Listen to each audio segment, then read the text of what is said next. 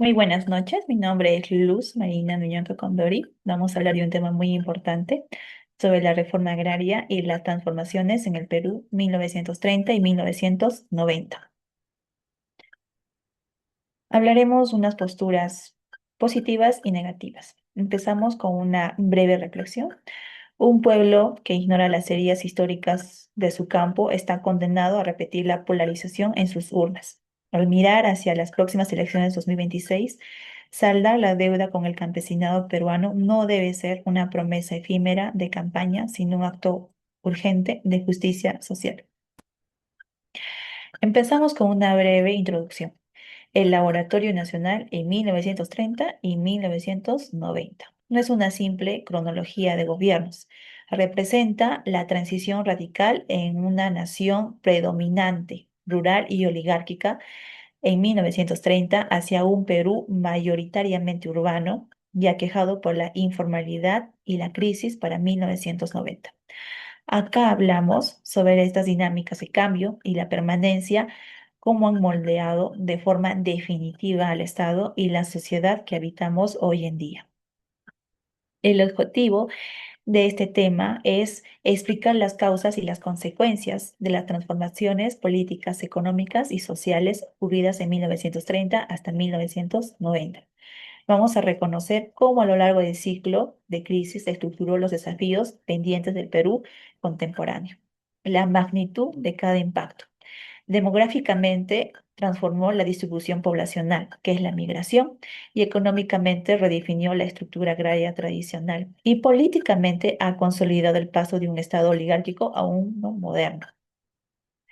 Los puntos críticos del abandono, ¿no? La exclusión ciudadana, el colapso agrario y el centralismo absoluto. Aquí nos hacemos una gran pregunta. ¿Realmente fue beneficiosa la reforma agraria en 1969 en el Perú? Mi postura es sí, sí fue beneficiosa en parte. Considero que fue una medida de justicia social, indispensablemente que desmanteló el sistema gamonal y de haciendas que explotaba a la población indígena, aunque tuvo dificultades económicas y en su implementación transformó la estructura del país de manera positiva. A continuación, defenderemos este argumento, tanto político, económico y social. En lo político, eliminó el poder de la oligarquía terrateniente y el gamonalismo que controlaban el país de una forma casi feudal. Al democratizar el acceso a la tierra, se sentaron las bases para una ciudadanía más inclusiva, permitiendo que millones de peruanos del campo tuvieran la representación y el peso en la vida política del país años después. En lo económico, hablamos que aunque la productividad bajó temporalmente por la falta de técnicos, la reforma agraria redistribuyó la riqueza agraria, rompió el monopolio de las tierras y abrió el campo para que décadas más tarde surgiera una nueva agricultura familiar y un mercado interno más dinámico, liberado de las trabas del latifundio colonial. En lo social hablamos un logro de dignidad humana. Se abolió el yanaconaje, ¿no? Más conocido como el trabajo gratuito en las haciendas a cambio de un terreno, de una parcela. Y el campesino pasó a ser el dueño de su destino y de su tierra. Esto redujo drásticamente la brecha de discriminación y exclusión social que sufría la población rural. Y nos hacemos otra pregunta. ¿Y cuál fue lo no beneficioso?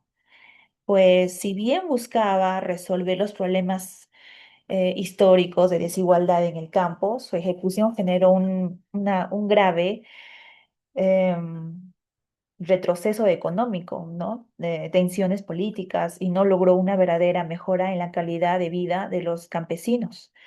Se podría hablar a continuación sobre tanto político, económico y social. En lo político, ha instaurado un bajo gobierno militar autoritario, Juan Velasco Alvarado, la expropiación, violó el derecho a la propiedad privada y se utilizó como una herramienta de control político para debilitar a la oposición oligárquica, quebrando así la institucionalidad democrática. Hablamos en lo económico de un fracaso financiero.